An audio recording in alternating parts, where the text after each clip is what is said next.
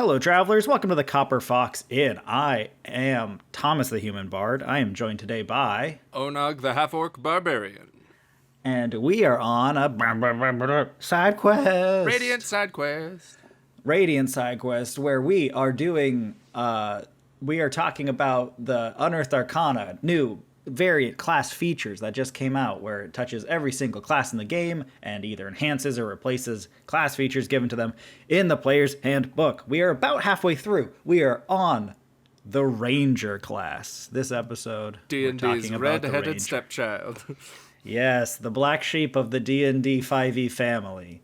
The well, character... one of the black sheep. Oh, sure. The character class that has spawned its own entire subreddit of homebrew Ranger 5e, the subreddit.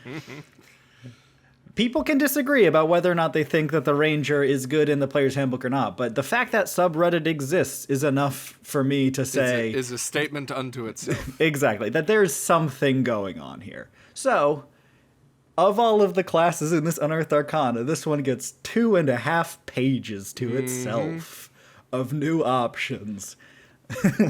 This is like the 5th quote-unquote fix for the Ranger that Wizards of the Coast has written. Let's see how it stacks up. Onog, let's start walking us through this thing. All right, so first, right out of the gate, we have Deft Explorer, which is something that replaces the Natural Explorer, or more colloquially called, Favored Terrain. Yes. So you are an unsurpassed explorer and survivor. Choose one of the following benefits, and then choose another at 6th and 10th level. So you get to pick what order you get all of these abilities, because there's only 3 abilities. So you will Can get I them not Can I not choose one multiple times? Choose one of the following benefits and then choose another one at 6th and 10th level. So I assume that is implied that you cannot choose the same one twice. Fair enough. So the first one is Canny. Choose one skill: animal handling, athletics, history, insight, investigation, medicine, nature, perception, stealth, and survival. You gain proficiency in the chosen skill if you don't already have it, and you can double your proficiency bonus to ability checks using that skill. In addition, thanks to your extensive wandering, you are able to speak, read, and write 2 languages of your choice. So right out of the gate, you are even more of a skill monkey, because Rangers were one of the few classes that they start with 3 base skills from the class. And so now you get even more, and this one is also expertise, kind of like what we talked about with the Barbarian. This is one of the rare instances outside of Bard or Rogue that you can get double proficiency, and you have a wide variety of options. Yeah. They are notably sort of the exploratory options. Yeah, they are the dude who lives out in the wild. None of them are really charisma-based. Uh-huh. You don't have, like, Arcana. You don't have religion. None of them are really that intelligence-based, except you have for history, nature but the history one, I think, would be Oh, wait, probably no. That's like most of the intelligence-based ones. Never mind. Well, no, it's but just not Arcana. Well, and religion. Arcana and religion. Yeah. But history is, I think, would be flavored mostly as knowledge of the area that you are in. Like, you'd be making a history check of the local terrain, essentially. I am a studier of ancient knowledge, so to speak. Do I know what occurred in these woods 10,000 years ago? Mm-hmm. And so that's just one option you can pick at level 1. The other one is roving. Your walking speed increases by 5, and you gain a climbing speed and a swimming speed equal to your walking speed. That's like immediately just you're better than the original Natural Explorer ever made you. Like, you actually are physically better at exploring. Yeah. You gain a set climbing speed and swimming speed. Man, that frees you up so much to be like, I want to go up that cliff. No, you no longer must you make checks to go up the cliff. You have a climbing speed. You can just do it. Yes. And then the final option you can pick is tireless. As an action, you can give yourself a number of temporary hit points equal to 1d10 plus your wisdom modifier. You can use this special action a number of times equal to your wisdom modifier. So it's charges. So it's charges based on your stats, which is really good because that's another thing, is that, like, Rangers didn't really have a very good reason to have a lot of wisdom. And now this is something that gives you the more benefits, the more wisdom you have. Yeah. Let's see here. You regain all expended uses when you finish a long rest. In addition, now here's the kicker. This is it. This is the thing. good stuff. This is the weirdest thing. This is the good stuff. In addition, whenever you finish a short rest, your exhaustion level, if any, is decreased by 1. Yeah. So I have already seen like homebrew, or not homebrew, but I've already seen like multi-class things using this ability of you just dip 1 level into Ranger, and then you take Berserker Barbarian, which, as everyone knows, when they go into their frenzy, after the frenzy ends, they are granted a level of exhaustion. But the simple ability of being able to get rid of exhaustion at a short rest instead of a long rest makes being a Berserker Barbarian so much more viable all of a sudden. Yeah, for sure. I've also seen a couple of people talking about, depending on how your DM runs sleep and exhaustion, the coffee lock, the famous non-sleeping warlock people have been talking multi-class, about switching into coffee lock for this. and getting one level in Ranger dip to reduce that exhaustion. If you're running into the problem of, well, I don't have to sleep, but my DM says I'm slowly gaining exhaustion levels. Well, here you go. Here you go. I can just catnap that away, maybe. Yeah. So this replaces Natural Explorer. All 3 of these abilities basically replace that, and you can pick and choose however you wanted to build your character when you get these. But you would get all of them eventually. You will get all of them eventually by 10th level, which isn't that far down the line, honestly. Yeah. But this is a lot of these, is particularly the roving one, is very reminiscent. I think there was the Mike Merles where he tried to do some fixing, where he talked about like favored terrain is useless if you aren't in that terrain. So maybe add some abilities. Wrong. Yeah, if you guess where your campaign is going to be set incorrectly, then you have an entire class ability that doesn't function. And this is kind of like a nice, more overbearing version of that. While this is cool and like all of these abilities are pretty much always useful, particularly the one that like lets you change the rules of the game, aka tireless. I kind of like the idea Mike Merles was going for in his construction of it, where it's like you still have like your favored terrain that is like the flavor for your ranger, because that's one of the things that the reason why favored terrain, even though it was basically useless, was included in this is because that is something that rangers sort of have always had. Yeah. And so like I kind of liked that, where you gain a specific benefit because you are skilled in your favored terrain, and you get even better when you are in your favored terrain, kind of a thing, where it's like the example was like if you live on the grasslands, your movement speed increases by 5. And it's like because you're just used to being able to walk a lot faster. And so while this is cool and still lets you like customize your ranger, especially at earlier levels, I still think it's like it's just them trying to put a Band-Aid on something, but not really caring what color the Band-Aid is, if that makes sense. It kind of removes the general concept of a favored terrain for a ranger, and it just is more of stuff. Just being better at exploring. You're a character who's better at exploring all terrains. You aren't necessarily, because I do understand to some degree the desire for, I'm specifically good at traveling the desert, and like that's very cool. But this does make you good at traveling the desert, and the skills that you learn to travel the desert in real life aren't necessarily all that different from the skills you learn traveling other wild areas. Like Bear Grylls isn't just good at traveling in jungles. Like he travels in every terrain, and it's like if I'm good at just learning to survive, that applies kind of everywhere. So that's always kind of bothered me about the flavor of it, but I get the desire for the flavor of, I'm an Arctic ranger, I'm Arctic themed. You can still do that though. You can still say I wear furs and I have like ice boots and stuff. Like that's totally fine. Yeah, and I'm fully willing to admit that's just like the stodgy old me wanting to resist the change. Holdover. Yeah, for that holdover, because it's one of those things where it's like, well, it's clearly obvious like something needs to be changed, something needed to be done, because like being a ranger can be disappointing. I think it's one of the things that we've realized. It can be very disappointing. Like, as a person who's played as a ranger, as someone who's watched Critical Role and watched someone who, particularly Laura Bailey, who went from being a Pathfinder ranger to being a 5th edition ranger, and watching her over the course of even being like a level 20 character and watching her slowly realize that so many of her ranger abilities are actively useless at the level in which they are playing their campaign. Yeah. It is sort of heartbreaking.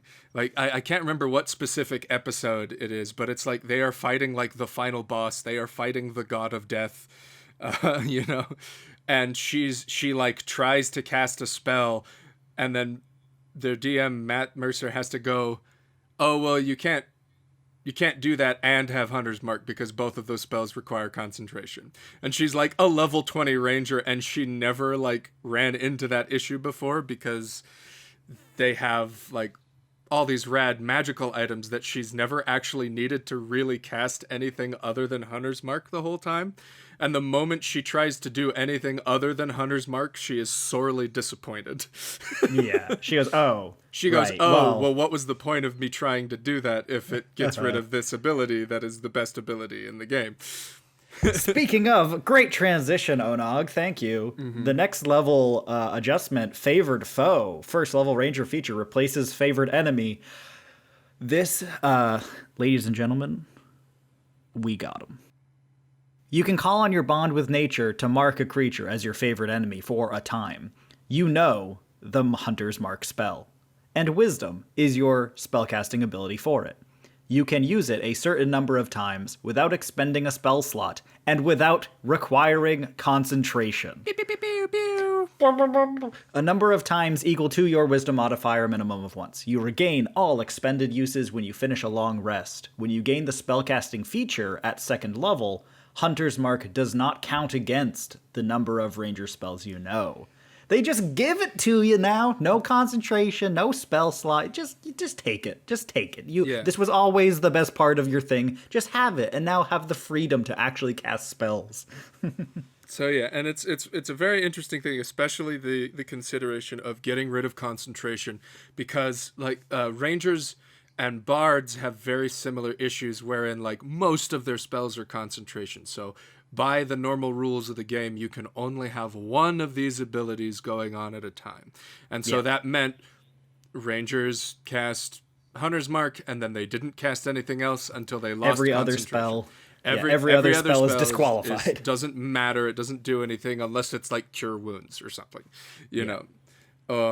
And so with this, it's like you can cast Hunter's Mark and one other spell. We already knew you wanted to be casting Hunter's Mark, so we're just gonna let you have that one. And this is another one of those long like conversed things on the said subreddit, and I think we've even had this discussion before, where it's just like Hunter's Mark really, especially because like rangers are the only ones who get it aside from bards or like vengeance paladins. Hunter's Mark really should just be a ranger, a class ability. And this replaces Favored Enemy, which everyone was complaining the entire time, where it's like, this doesn't let me kill anyone more efficient. Like, why is this having a favorite enemy of dragons as a 1st level character? Oh yeah, that's always fun. 1 is useless because I'm not going to fight any yet right now, but 2, it doesn't make me kill dragons any better. It doesn't actually make you kill any better dragons. Yeah. And so this kind of just streamlines an ability the rangers sort of already had, while replacing something that either was rarely used, and that's the thing, is like the main problem with the ranger was, did you guess right? Is your campaign mostly humans and elves? Well, if it's not, then you picked the wrong favorite enemy, because now you can't do anything with this ability until you run into some undead, and so this thing replaces it with an ability that you will use literally every combat. The only question I really have about it is that it like mentions that you gain spellcasting abilities and Hunter's Mark doesn't count against it. Can you then still just cast Hunter's Mark with your spells? Yeah, you can. It would then require. That's like implied. It would then require a spell slot and concentration if you try yeah. to cast it outside of using your wisdom modifier charges to cast it. Yeah. So if you run out, you technically still could as long as you have spell slots left. But for the first like 2 or 3 times you're going to be casting it, generally speaking, you're fine. Now, if I remember correctly, I'm going to double check something real quick about the ranger capstone ability, or their last level ability, because I'm pretty sure that still relies on favored enemy. So unless this is worded different, let me double check something here though. Yeah, so Foe Slayer, you become unparalleled hunter of your enemies. Once on each of your turns, you can add your wisdom modifier to your attack roll to the damage roll of an attack you make against one of your favorite enemies. So something to make a note of if you do take this alternative first level ability. The first sentence of this new thing says, technically, you can call on a bond with nature to mark a creature as your favored enemy for a time. So instead of like an overall favored enemy, you select someone. So you just do extra damage to that one guy until he's beaten to death, and you just switch over. As long as they have your hunter's mark on them, they qualify as your favorite enemy for other features that would ask for favorite enemy. Yeah. That's actually pretty clever. Like, it's a clever way to solve that problem, because I was following you exactly on that. I was like, uh-oh. They've painted themselves into a corner here. Well, either way, that is still a kind of unexciting 20th level ability, because it's not even like you add your wisdom modifier to the attack roll and the damage roll to this specific creature. It is literally now like it is attack roll or damage roll, so you can increase the accuracy or the damage, but not both. But Hunter's Mark is going to be guy. Increasing. Yeah, Hunter's Mark will be increasing your damage already, though. But this is at 20th level, where, like, let's say you have normal character progression. Hunter's Mark is a D6, and this will be a +5, like, at most. Yeah. And when you're fighting a Tarask, that doesn't matter that much. That's going to be on average 8 extra damage. That's true. And by the way, that's 8 extra damage once, because this Foe Slayer only triggers once on your turn. So it's like it is still easily one of the most unexciting, like, if you were there's capstone really ability. It is a capstone ability that provides you only look alternatively at the thieves or the rogues capstone ability of, you can just decide to roll a natural 20 on something, and that recovers on a short rest. Like, that is so much better than you do mildly more damage sometimes. Once per turn, maybe. Once per turn, depending on if the creature's your favorite enemy or not. Yeah, depending on if you picked right. Now, that's the thing, is making it so that the target creature of your Hunter's Mark is your favorite enemy. That increases the usefulness and the versatility of that, because it will basically be any creature you are fighting, kind of a thing. Yeah. But that's still a problem. For sure. All right, what's our next feature here? Let me take a look here. So the next one is we get the fighting style at 2nd level. So very much like the Paladin, we have the increased fighting styles that were introduced in the fighter subclass, or the fighter class. Blind fighting, thrown weapon fighting, and brawling. Brawl. Yeah. What was that one called? It wasn't called brawl. Unarmed fighting, yeah. Unarmed and fighting. And then, like, the interception. Interesting to note, I think actually the PDF has been updated since we were looking at it last. Oh, let me check. Because the page shape has changed. Yeah, so you are correct. I think they shrunk some things and undid some things. I was looking online, and it looks like they changed some bard spells because they realized, as per our initial complaint, some of those spells were actually already on the bard spell list. So they had to take them. They took them off again because they were like, whoops. That's very funny. I saw that somewhere. It said, I think it was the ranger enhanced spells, maybe. Yeah, like they changed some of the ranger spells. It gave them aid at 1st level instead of at 2nd level, which is that's just a typo, but yeah, whatever. Yeah. So it looks like they've adjusted it a little bit. But interesting. Sorry, I just noticed that because we had to scroll all the way down to the bottom, and the page was shaped different than it was before. Yeah. However, so let me look at this. You also get, very much like the paladin, a druidic warrior. You, instead of a fighting style, you learn 2 cantrips of your choice from the druid spell list. They The count. paladins got him from the cleric spell Yeah. list, but And yeah. I can only assume this is also a typo, where it says they count as druid spells for you. I am assuming that is supposed to be they count as Oh, ranger spells for you. mine says it counts as ranger spells for you. Am I looking at an even newer You version of might the be looking at an document? even newer version of it. Interesting. Spellcasting ability for them. Whenever you gain a level in this class, you can replace one of these cantrips with another cantrip from the druid spell list.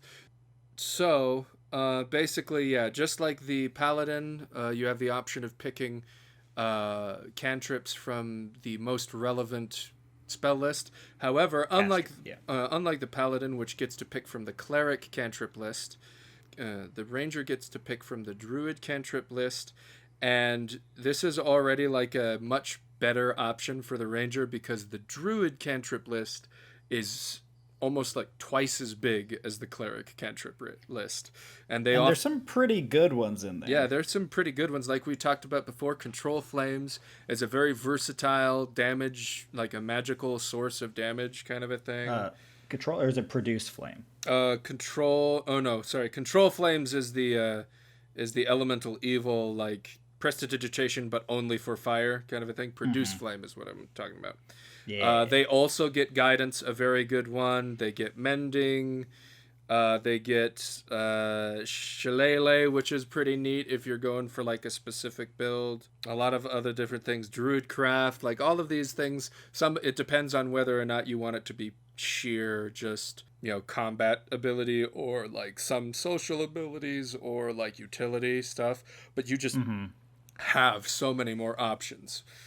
Whereas, Yeah, like, for sure. we broke it down before, and there are like 2, and depending on your racial pick and things like that, for the cleric spell list, there are like 2 or 3 just actively useless cantrips for you. Yeah. It's interesting. Like, Wizards has before, there was an Unearthed Arcana, I believe, where they came out with a spell list ranger Yeah. playtest. And this one is like, nah, let's give them more spells and also give them druid cantrip. Let's just make them a half caster at this. Let's make them a full caster. It just like feels like they're kind of pushing them a little bit more into that spell casting Well, yeah, and genre. this is kind of the thing. When I first read this and I messaged you where the door swings both ways, this is the first step where we start seeing a little bit what was wrong with the revised ranger. After these abilities, we start going into the range of, all right, we fixed some of those problems. What if we just kept fixing problems? And it was just, and I think this kind of goes a little bit overboard with some of the later abilities like spell versatility and like primal awareness and stuff like that. But this is still, at least this druidic warrior thing is a very cool option, though I can imagine the druids kind of getting mad. And that's the thing, is like druids and rangers have always kind of been at a both philosophical and meta game mechanic wise crossroads against each other, because like the more druidic a ranger gets, the less useful a druid is, but the more useful a druid is, the less point a ranger has, kind of a thing. Yeah. So it's one of those things where they sort of live in the same area and kind of step on each other's toes constantly. And so I could see like a druid in your party kind of getting mad that a ranger just has access to all these different abilities that used to be only exclusively for you, and now like this other guy is just ranger, but also he can attack twice, He's a ranger, but also or a druid. Yeah. Yeah, no, for sure. They get an expanded spell list, which things like Entangle. I'm like, man, was that not already? It like blows my mind. They have their ensnaring shot. Strike, which is like a specific entangle, which is like kind of cool and one of like the only useful like ranger spells. But they have magic weapon now, which is pretty solid. Enhance ability, which is very good. Yeah, overall, dipping harder into that druidic kind of caster area. They even get a couple of smites at higher levels. Yeah, which is kind of interesting. Okay, and then we move to spell versatility. So, like previous ones, the spell versatility allows you to, when you finish a long rest, you can replace one spell you learned from your spellcasting feature with another spell from the Ranger spell list, but it must be the same level. So just gives you a bit of preparation. Now, it's very interesting to note, too, especially considering one of the limitations of the Ranger was, like, you picked a bad spell because you didn't realize all of your spells were concentration, and this lets you switch it out. The Ranger is the only wisdom caster, and it is the only half caster, like the Paladin, that doesn't just prepare their spells every day. Mm-hmm. And so, honestly, like this is a cool step in the right direction, but especially considering like how situational a lot of the different Ranger spells can be. Honestly, allowing them to just prepare their spells every day doesn't seem like that bad of an idea. Yeah, just saying, just pick your what spells you're gonna need. Yeah, just pick your spells, kind of a thing. Because that was also some people... that's just one of the main limitations of the Ranger is they pick their spells and they are stuck with them, and all of them are kind of bad. Yeah, I get why some people would balk at that, saying, well, now, like, you're just pushing even harder and harder into they're just druids, but better. Mm-hmm. But that's the thing, is that there already are druids, but they're just bad and limited. Mm-hmm. Yeah. Yeah, I think it's a good idea. Overall, the versatilities in general, I think, are just, especially as an optional, like, with playtest and all of that, being an optional addition to your game, if you realize, you know what, I feel like my character made some bad decisions, pitching this to your DM and being like, hey, is there any chance that I could just change a couple of these spells out, my dude? Right. It's not bad. But the spell versatility is definitely a step in the right direction. For sure. Which, speaking of, you're just a druid now, spellcasting focused. Additionally, the Ranger was like one of the only spell-oriented classes that wasn't allowed to have a spellcasting focus. They had to be a material pouch caster. Yeah, with like the exception of like the third casters, like Eldritch Knight and Arcane Trickster. They were also like the only half caster, the only wisdom caster that didn't get their own form of spellcasting focus. Even paladins get to use like a holy symbol as a spellcasting focus. Yeah. But yeah, just in case anyone's ever been wondering, if you've been running a Ranger and not using materials, you've been doing it wrong. Technically, we're not allowed to do that. You have apparently been doing it wrong. That came up in a game we were playing once where I just 3 or 4 sessions in realized I hadn't been saying I had materials and went, Or like collecting them or anything, yeah. I guess I probably should have those, huh? I thought I would probably have a focus or something, and we looked through like, no, you don't. You have to have the feather or the pile of sand or whatever. You need to have been collecting licorice this whole time. So now I think it's a good idea. It frees you up. It's just one of those things where it's like, especially when the way the book kind of introduces the player's handbook introduces the concept of spellcasting focus, you're not entirely sure who is or who isn't supposed to get one. So just at a certain point, like everyone should just have one. You just have a spellcasting focus. It's fine. It belies the underlying problem, which is spellcasting focuses are made for if you don't want to participate in the sort of boring material collection in the game. Inventory maintenance game. Yeah, and I think that just then shows maybe that we should just address the material thing actually instead of just saying, or just have a band-aid that means I never have to worry about it. What if we made that system better instead? That would maybe be a good idea. Yeah. I mean, it's one of those things where it's like just like the tools issue in like the player's handbook where they address that in Xanathar's. Like, there's really no other than just you happen to find an apothecary in town that has all the components you need. There's like no pricing on any of them. There's no like. It's just stuff the DM has to make up anyways, so he's going to... unless he's like going to be a stickler out of it about it, he's going to pick the option that's easier for him. Just like inventory management, just like food management, it's just going to be, let's just ignore that. I mean, like even I as a DM, for things for material components that have like a cost associated with them and get consumed by the spell, which are, even if you have a focus you need, I always have a ruling, is because like it's kind of weird when people level up. If like you level up in the middle of the wilderness and you don't have an option of finding and buying like 100 gold worth of diamond dust, what do you do? What do you do? Does it appear in your pocket? Like, yeah. So I always have the rule that it's just like, if you prepared the spell, you have at least one guaranteed casting of it, and then anything after that you can then go into town and get what you need.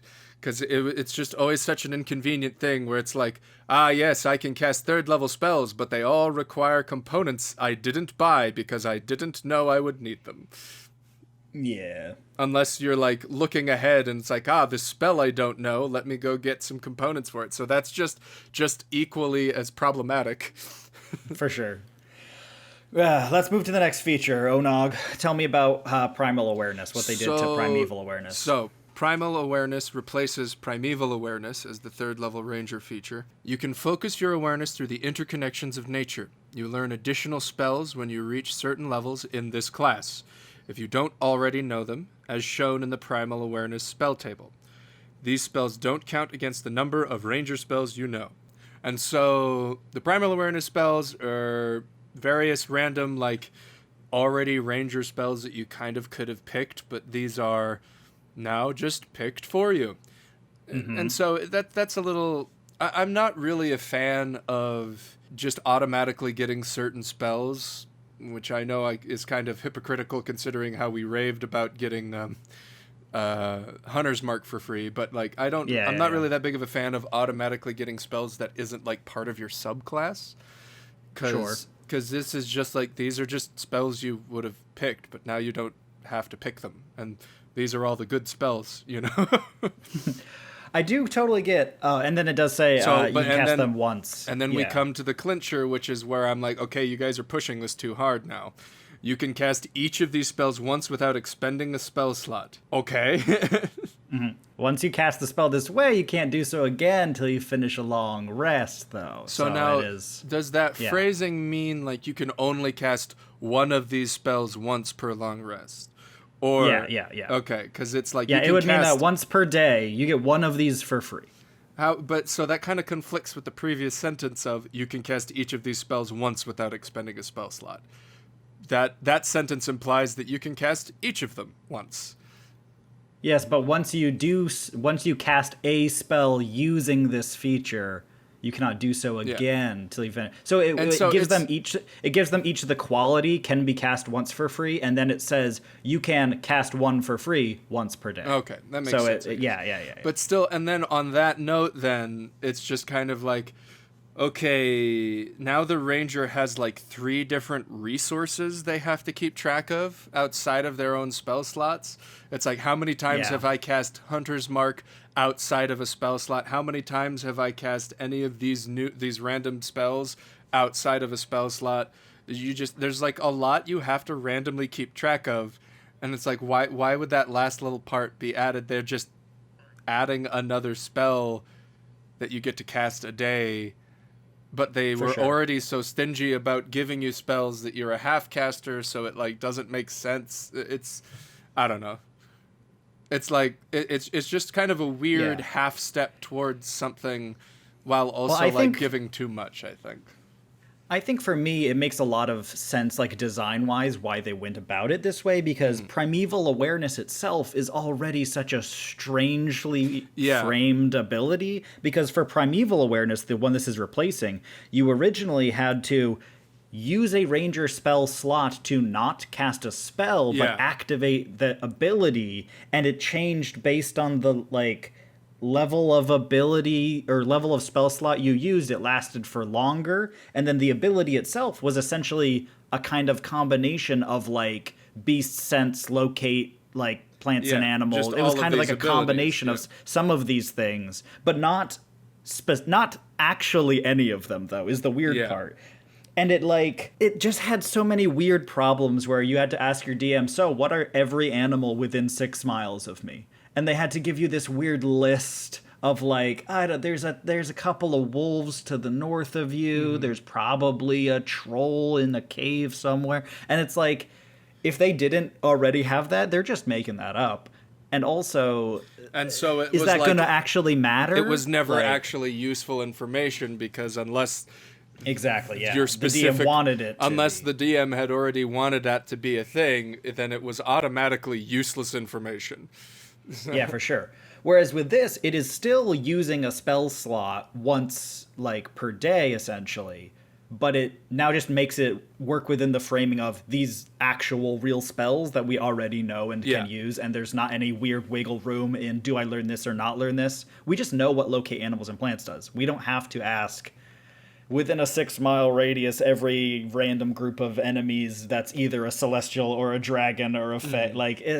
You know what I mean? So I get exactly what they were going for here, where these are like all of these are part of the ability of primeval awareness, but just formatted in a way that already existed in the game. Yeah. You just get to do locate plants once per day. The end. Like, that's easy. You can do it for free or then spend one of your spell slots to do it later. Yeah, if you want to do it again, you cast it, but you get it once for free. Well, and it's just one of those things where it's just like, if that was what they wanted, why did they make a spell-like ability that just sort of is only halfway any of these spells?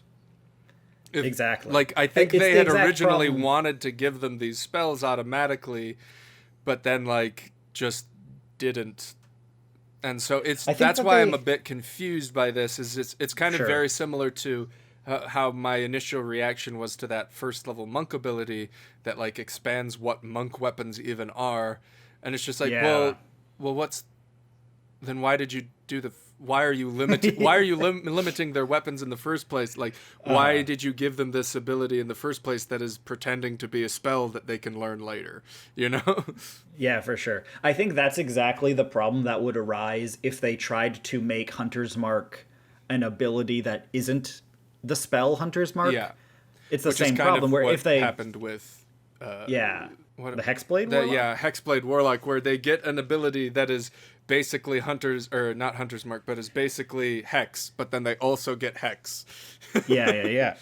Where it's like, when you get these abilities that are treading along the line of being that spell, why not just give them a version? Like, the spell already exists. Give them a version of it they can cast a limited number of times or something like that. Totem Barbarians at, like, 9th level don't get... this ability functions like Commune with Nature. They just learn how to cast Commune with Nature. And it's just like, it wasn't that big of a deal, and it's a cool ability that they get. And I don't know. Yeah. So I think that's the same this is definitely a step in the right direction. Yeah. Same concept applied here, where they just went, this should probably just be spells, huh? Mm-hmm. And then they just said, okay, well, there'll just be a table of, like, when you wanted to use your primal awareness, you can sit down and look at this and go, which of these would be most useful right now? Yeah. Beast sense. And Let's do that one. And you can do it free on a long rest. I guess that works. I'm still kind of hung up on the free spell aspect of this, where it's just like, why? It's just one casting. Why does it matter that one of them is free? These are that's like 10 spells, you know? No, for sure. Yeah. It could just say add these, you cast them once per day, but then why not? Like, why would this be its own ability? Because the ability basically says you get one of these for free. That's what this new ability does, essentially, is just you get one of these for free per day. Otherwise, it would just be part of the expanded spell list. Mm-hmm. Yeah. Yeah. Let's move on. Let's hit Fade Away. 10th level ranger feature replaces Hide in Plain Sight. Let's look at Hide in Plain Sight real quick, just to remind everyone what that does. Yeah, so we can go from that perspective. Yeah. I've got it right here. You can spend 1 minute creating camouflage for yourself. You must have access to fresh mud, dirt, plants, soot, and other naturally occurring materials with which to create your camouflage. Notably, it says and, not or. You have to have at least all of those. Mm-hmm. Interesting. Once you are camouflaged this way, you can try to hide by pressing yourself up against a solid surface, such as a tree or wall, that is at least as tall and wide as you are. You gain plus 10 bonus to dexterity stealth checks as long as you remain there without moving or taking actions. Once you move or take an action or a reaction, you must camouflage yourself again. Okay, now that with that in our minds... I'm here, kill me. Kill me good. With that in our minds, read to me what Fadeaway does, replacing that. You can, as a bonus action, magically become invisible, along with any equipment you are wearing, until the start of your next turn. That's it. That's the ability. You just turn invisible. It's so funny to me. It's just like, man, why are we going through all this trouble when what we want to say is you become invisible? And that's kind of the thing, is that the ranger from the get-go has suffered mechanically for flavor, and so it's like, oh yeah, it's cool, like they can like spend this time to make all of this muck and stuff, but we're gonna make it so that they can't actually use it in any feasible scenario. It would never come up. It'll never come up, and when they do use it, we're basically paralyzing them to the point that they wish they never had, kind of a thing. And whereas this kind of goes the opposite direction, though, where it's just like, instead of a preparatory thing that you can do to gain bonuses to stealth, it's just, you just turn invisible. No, there's no reason why. You just turned invisible on your turn until your next turn. You can do this once a short rest. Yeah. We just become invisible. Just become momentarily invisible. The flavor, obviously, like outside of the rules, being you're good at blending in with what's around you. Mm-hmm. But we're going to just say it is actually magic. We're not going to pretend you are literally sticking mud and sticks on your face and that somehow helps. We're just going to say, look, you kind of turn and your cloak has got some leaves on it, and for a second they can't tell where you are, and then you're back. Well, now, and to kind of go back to an original like 5th edition design post as well, like the reason why so many things give advantage or disadvantage on like stealth checks or attack rolls or things like that was because one of the problems they ran in on 3.5 and 4th edition is there were all these different scenarios and situations that granted like +2, +3, +4 to attack roll or to defense or to things, and it was just like its own trigonometry algorithm to figure out what your AC even was.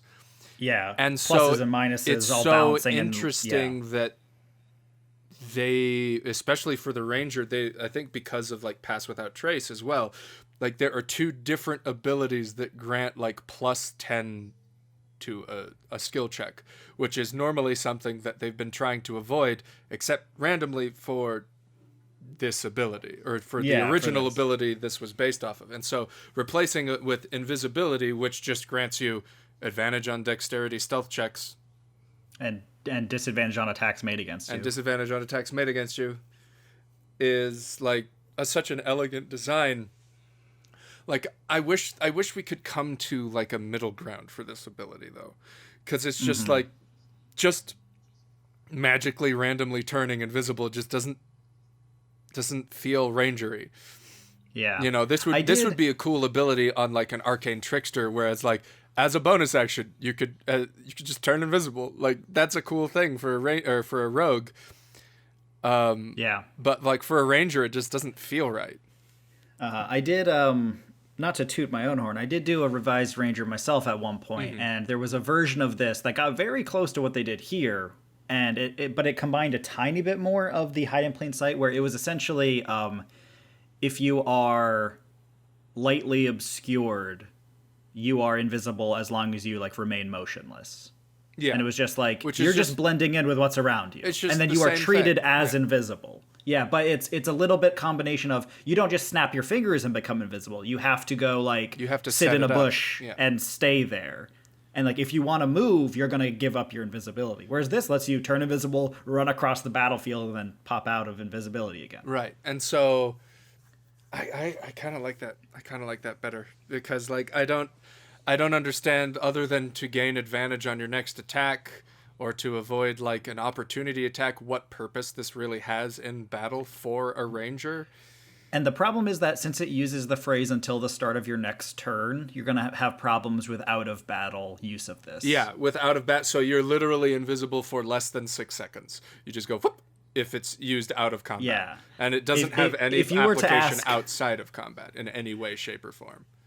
If you were to ask your DM, I use my fade away ability, we're not in combat, how long does this last? Great question. It finished before you finished asking me that question. Yeah.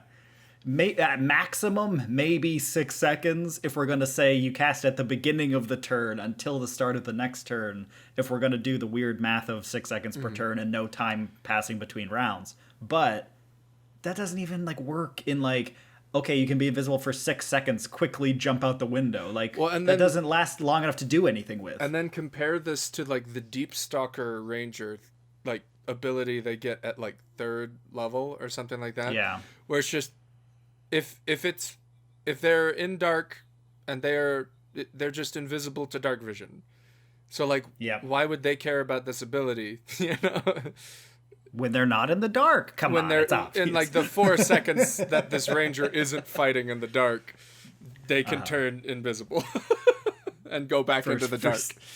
For 6 seconds, but also not really that useful. Yeah. So it's weird. I get what they were going for here. I get trying to simplify it. But also, I don't know if it was the right way to do it. This swung too much in the wrong direction. Swang. The past tense of swung. The swoong. Man. That's all of the normal broad ranger adjustments we're done with. But now we get to the coup d'etat, the piece de résistance, the a la mode, the baguette, mon frère, the baguette, the Beastmaster Ranger adjustments, which are something. They're something. Let's talk about it. Okay, I'm gonna read through it.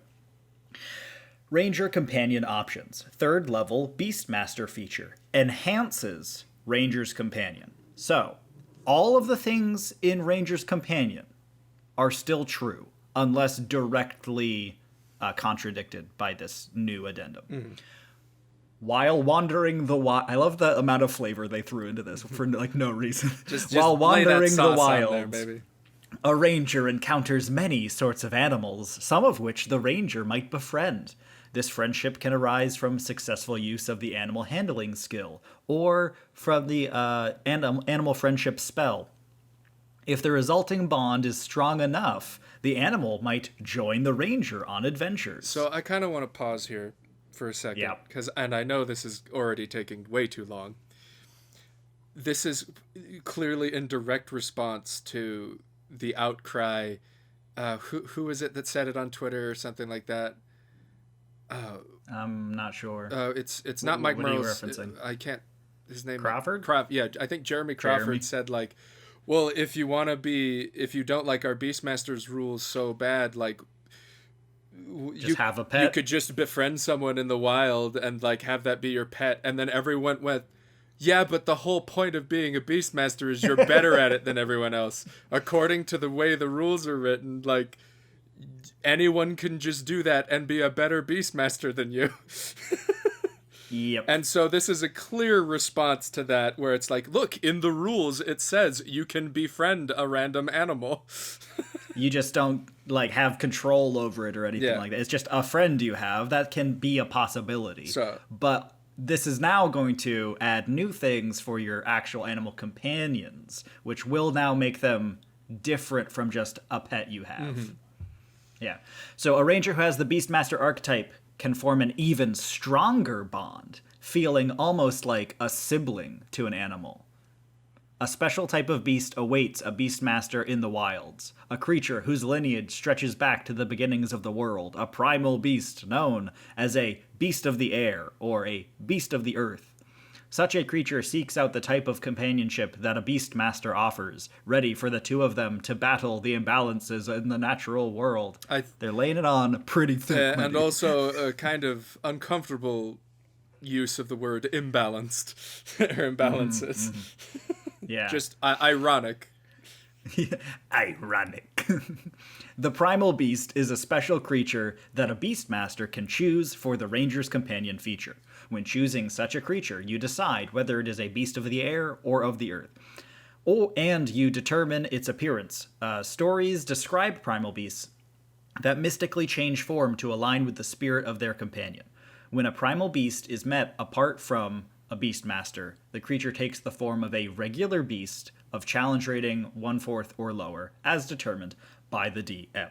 Then it provides stat blocks for a beast of air and a beast of earth. So remembering that it can look at whatever you want it to look. It can be any kind of generic animal. You want it to be a dog, cool. You want it to be a cat, cool. You want it to be a bird, cool. You want it to be whatever. Like, this is the answer to why is my choice options so limited by the player's handbook by the monster manual. By specifying them even further.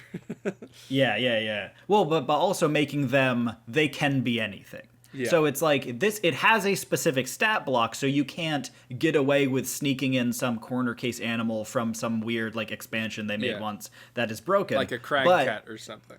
Yeah. But you can make it be, your beast of air can be a hawk, or it can be an owl, or it can look like anything flavor-wise you want it to look like. Mm-hmm. So if your whole jam was an owl, but there's no good owls in the player's handbook, this gives you a good owl, essentially. Okay.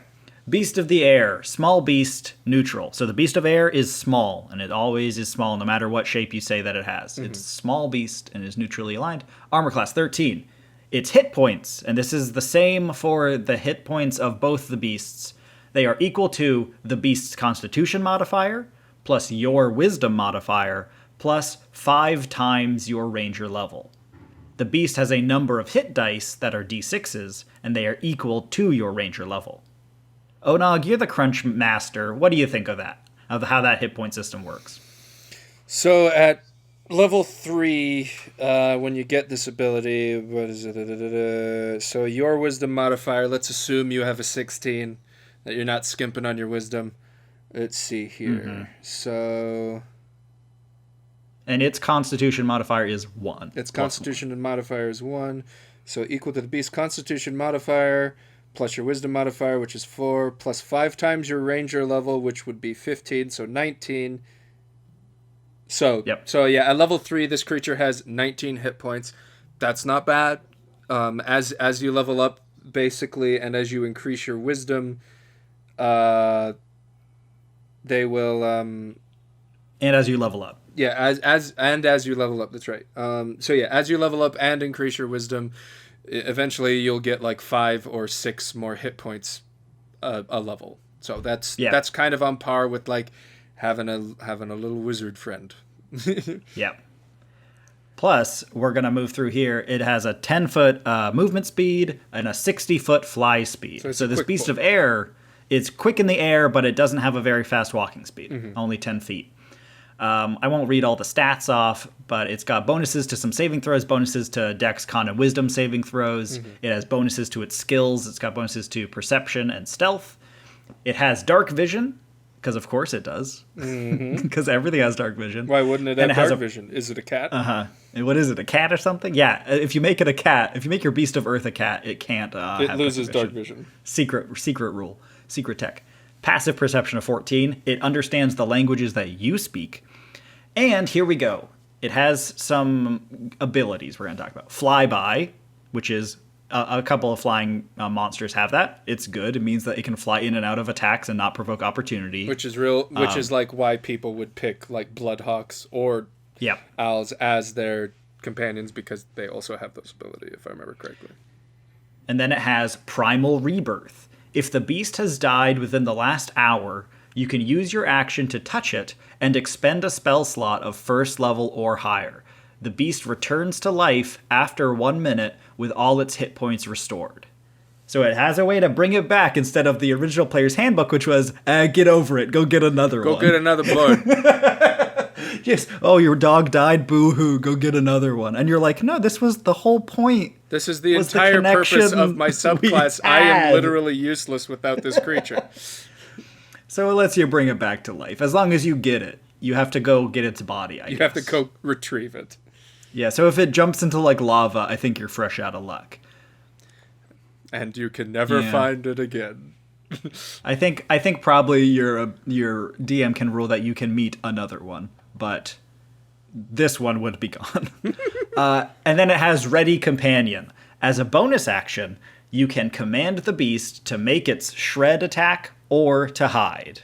Okay. And it has the action shred attack, weapon attack, +5 to hit. Yeah, it does slashing damage. Sure. Okay. Before we get into all of the stuff to talk about with this, let's just summarize Beast of Earth, because it's a lot of the same stuff. It has an AC of 12 instead of 13. It is medium instead of small. And then its speed is 40 feet, but you choose between a climbing or a swimming speed of 40 feet. When you bond with it, it gets a lot of the same benefits, like saving throws and things. Its stats are different, so you'll have to notice that. It has different stats. It's stronger, but not as dexterous, but has more health. Yeah. It has a charge attack, so if it moves 20 feet in a straight line, and when it makes its attack, it can then knock it over, be knocked prone.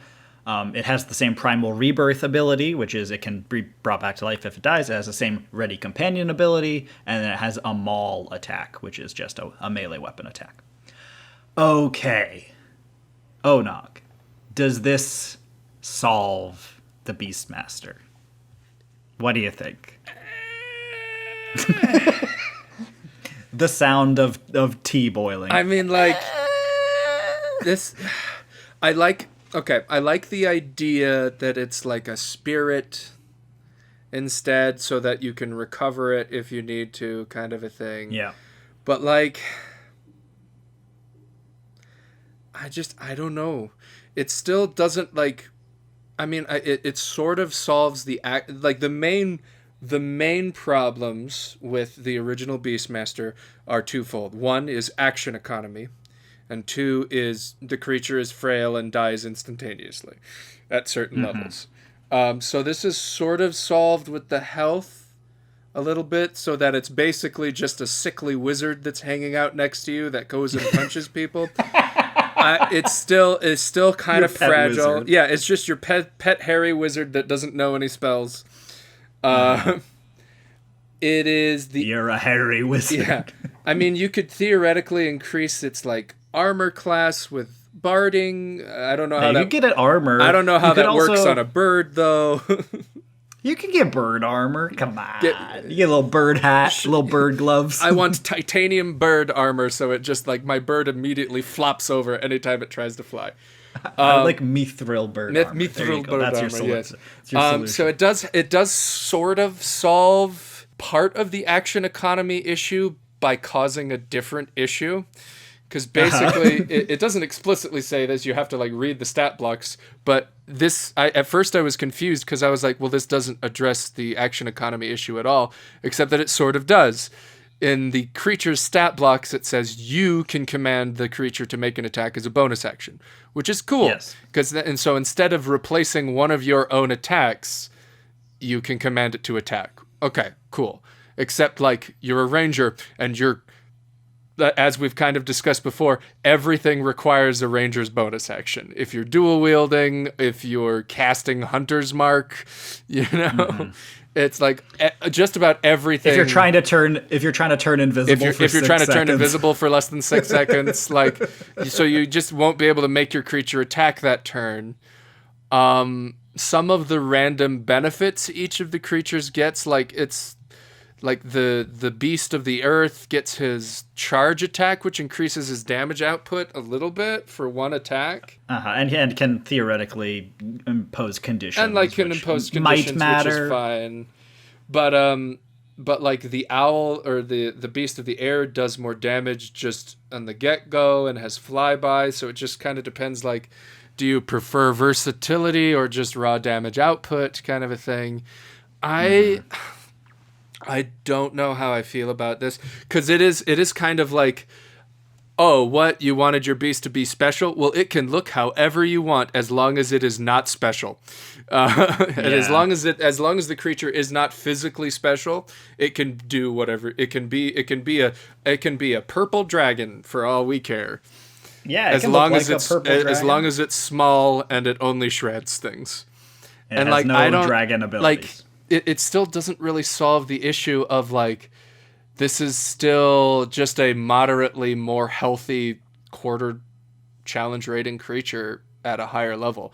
Like one of the things that like paladins get is like Find Steed, is a spell Find Steed, and even with Xanathar's Guide they get Find Greater Steed, where they can just expend a spell slot and summon like a challenge rating 4 creature that is like guaranteed better than anything the Beastmaster ever gets. It's like you can summon a Pegasus. Like, what the heck? And this is like, you get a bird that gets mildly healthier than a sickly wizard who only put 1 point into Constitution. And so it's just like, at a certain point that this creature will be outclassed. You will not be using it to attack. It will just be there, and it will just be cute. It'll be your party mascot that can't do any damage because it will never be able to do more than like 1d6 a turn. Like, does it even have like magical weapons kind of a thing? Like, it doesn't seem as if it is treated as magical. At a certain point, this creature, just like the original Beastmaster, will become useless. It'll be a nice little health sponge if you don't care about its well-being, and you just throw it in the way to get murdered instead of you. But like, other than that, this is the one instance in which I prefer what they did with the revised Ranger, where it was like, sure, it wasn't as strong as an individual player, which is like the issue that they keep running into when they have this animal companion. And that's clearly what they're trying to avoid. But it like leveled up with you. It felt like you were going on a journey with the beast.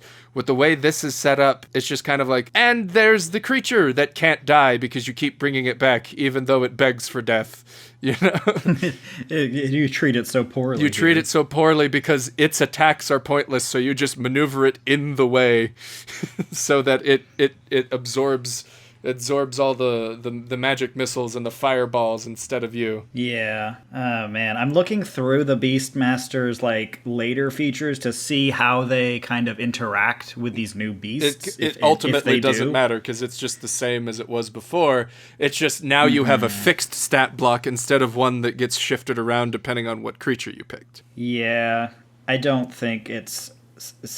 don't think it's all that great. Yeah, this is like one of the few abilities that is just actively not actually an improvement. I think that this is fine, not for improving, like not for fixing the subclass, but for that one player who says, I just really want to have a bear, blank, like a rhinoceros. Yeah, I want a medium-sized rhinoceros. Yeah, like, well, it has to be medium-sized. That is true. And that's one of the weird stipulations they keep putting onto this. Where it's like, I guess there's something weird about having a large creature as your companion, but it's like, once again, paladins just get to summon horses and chimeras and and ponies that war horses and Pegasus and unicorns at a certain point, I would imagine, but these guys, nah, you always have to have this weird sickly rhinoceros that never gets any bigger. You get a quarter challenge rating baby rhinoceros. That's it. I don't know how you fix it. I've done a bunch of design work on doing my own attempts to fix the Beastmaster. The real answer is that you need to not care. Like the real answer is don't care about that issue of it like becoming overpowered, because it is still ultimately a creature that can die and be killed. I mean, that's the thing. Is like even when you were talking about your homebrew version of the revised Ranger that you were making, and one of the ideas, which basically turns them into like Digimon that you have, where they can like level up during combat and then to go back to their normal version while you walk around. Yeah. But that's one of those things where it's like one of my suggestions was just have the Beast Companion be. You get a spell like Find Steed, but it's just Find Beast Companion, and you have a select list of things, and then as you level up, you get Find Greater Beast Companion, and it gives you more options. That's just one of those things, because that's ultimately the real issue behind this, is that like having a cool bird or having a little wolf is all well and good at level 3, but then like when you hit level 10 and you're fighting a lich that just insta-kills anything that has less than 70 hit points, congratulations, your wolf is dead. And it can't make sure to leave the wolf outside. Yeah, make sure to leave your primary class feature outside in case all it gets of your murdered. subclass abilities reference it, but don't use it, I guess. Yeah, and so that's one of those things where it's just like it's a problematic issue. It's problematic to make it too strong because then other people will feel left out, but it's very problematic in making it too weak as it has been, because this used to be like a key feature of being a ranger in 3.5. All rangers just got a beast companion, and it was rad. It could have been like a tiger or a wolf or a bear, and it's just like, oh, this one, it's like you can pick like a bird is honestly, if you're a halfling, picking a crab or a spider is actually a better bet because it can function as a steed. And I think that's like the real reason they won't let anything be large is because then you could ride it. Because then you could ride it, and it's like, well, why is that a problem? Why can't I just ride it? Why is just having a large creature such a big deal? I don't understand. I can just buy a horse. Yeah, you can just. It's in D&D. Especially considering how so cavalierly they said, like, well, then just befriend an animal in the wild. It's like, fine then, I'm going to do that instead of pick this stupid subclass. Because we're wrapping up here, folks. I know it's been like, 10 hours of this, but we've got so much. Episode has been like an hour and a half. The rogue will be very short, don't worry. But I do need to say, I understand this is a complex crossroads of a bunch of different problems, the Beastmaster in general. You have things that all kind of add up to this. You want it to be balanced so it can't feel like it's too good or too weak. You want it to be very customizable because you don't want to feel like you're saddled with a kind of animal that you don't want. You don't want to say it has to be a wolf or a bear. And then you go, well, I thought it would be cool maybe if mine was like a tiger, and be like, no, it has to be a wolf or a bear. Right. But then also, you want it to be like its own creature that acts on its own and doesn't require constant maintenance from you. But that conflicts with the balancing part of it, of saying, well, it has to not feel like you're just adding another player to the game and you're just two players now instead of one player, which then conflicts with, well, but I want it to be as creative as I want. And these things all keep hitting each other, where it's like, I want it to be any creature, and then D&D goes, well, but any creature could have broken abilities. And then you go, what's wrong with it having broken abilities as long as it's not like doing too much on its turn? And then you go, but I want it to do more on its turn. And it's just this constant struggle between all these different opinions, because coming out and saying, I want a tiger as my companion, there's nothing wrong with that. Yeah. The only problem is when all of the rules start falling apart, when you realize the game's not really meant for you to be able to play two characters at once. Well, as a DM who often welcomes people trying to play hard mode with me, bring it. No, for sure, have that extra character that's just part of your character sheet. Like, I would rather have someone feel empowered for picking a Beastmaster than feel like they did the wrong thing when they could have just picked animal. They could have just picked charm animal instead, and just have had like a cool other animal that is better than what they could have picked. Yeah.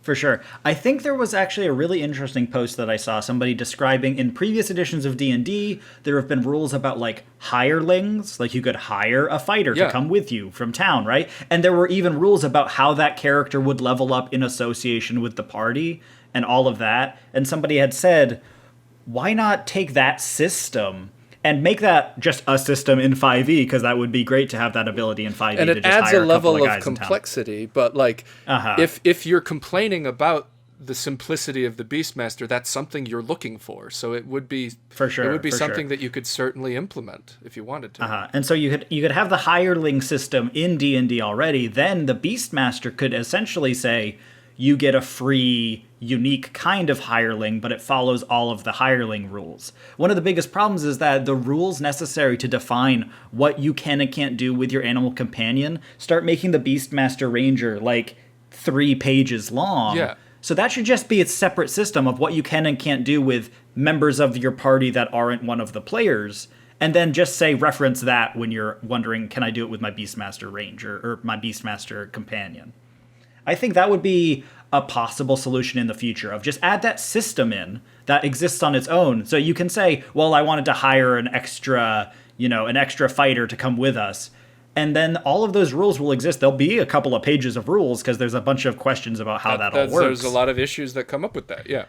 But then those rules will exist. And then the Beastmaster can just say, you get an animal companion that functions like a hireling, but also maybe gets 1 or 2 extra little bonuses from your subclass features. And then you can do things like it gets extra multi-attacks, it gets like magical damage or whatever it might be. But then it doesn't have to have that entire rule in the subclass page. That subclass page can be clean and a couple, like 1.5 columns, like most subclasses are. And then it could just say, it is a kind of hireling, so reference the hireling section if you have questions. I think that's a potential solution that I'd like to see people look into. Maybe Wizards of the Coast can look at bringing that hireling system into 5th edition. Yeah.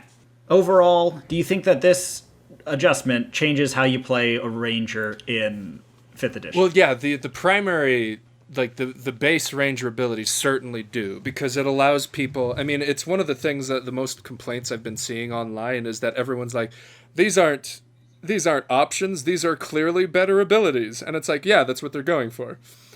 Yeah. They want the ability to give you the option to remove all the feels bad man, I didn't guess right abilities and make them something that you will definitely use every day in the game. I think it's great. I think especially the Favored Foe and Deft Explorer, like when we did a side quest about Rangers, I think that solves a bunch of the problems we had with it, about those being immediately disappointing first level abilities for a Ranger. These don't feel disappointing when you get them. They just make you better at certain things.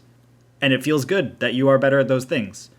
There's no guessing game, there's no strange, it will sometimes be useful and sometimes not. You're just going to be better at being a ranger, which is what all first level abilities do for other classes. So it makes sense that they're here. And to kind of put that in perspective, I will always remember, and we can kind of let this be the little wrap up. I will always remember that I started a campaign of Curse of Strahd, which for those of you who know is basically its own like gothic horror demiplane, set in Eastern Europe kind of a thing.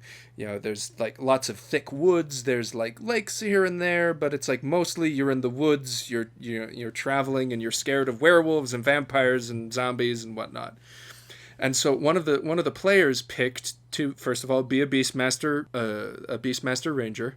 And so I went okay, I can the revised Ranger had just come out, so I was going to basically implement some of those rules without telling her, because this is the first time she played, and that would have been very complicated to explain to her. But then she picked as her favored terrain coastlines, and she picked as her favored enemies elementals. 2 of the most guaranteed things you will not encounter in Curse of Strahd. It's cool thing. There is no cool coast, flavor, but there is no coast, and there are 3 elementals you fight in the whole thing. And it was just one of those things it's oh, sweet baby child, you picked wrong. But I understand there's no way for me to fix this I for physically you. Can't help you. Because I can't just be oh, and you came across a beach, because it's Barovia, there are no beaches. Yeah. So yeah, that's how I feel about the Ranger. Yeah, and I think this kind of fixes a lot of that problem. You're going to go into Curse of Strahd with this Ranger's first level abilities. You can't pick wrong. You can't pick wrong. You will just be faster or more skilled or healthier. Yeah, and that's all great. Overall, I like it. I don't think it's all the way there. I mean, that's sort of the... Yeah, it's a couple of steps in the right direction. Some of them are baby steps, and some of them are actual, adult grown up 2 at a time up the stairs steps, but, it's a step in the right direction. For sure. So listeners, let us know what you think of this Ranger in the comments below. Tell us which abilities you think work and which ones don't. Let us know if you think this fixes the Beastmaster and your opinions on it. If you have a Ranger that you've homebrewed, feel free to send it to us. We'd love to look over it on we might even do a special Ranger only episode at some point of our podcast, Copper Fox Inn, where we talk about home brews and content created by listeners just like you. And I will desperately try not to be mean like I was to the creators of this game. But then again, it's their job to do it, not yours. Yeah, that's true. So yeah, send that to us or comment it below. Send it to our email, thecopperfoxinn@gmail.com, or send it to us on Twitter @thecopperfoxinn. And that's going to wrap it up. Next episode, we're going to be looking at all of the many changes to the rogue class in this document. So stay tuned for that. I think you got the tense wrong on that. All of the many change is the correct terminology. All of the many change made. So stay tuned for that. Don't touch that dial. Stay right here. And until next time. Touch the dial if you've turned autoplay off. Okay, yes, turn it on. And then keep following this playlist, and it'll take you right to the next one. And until then, keep on adventuring. All right.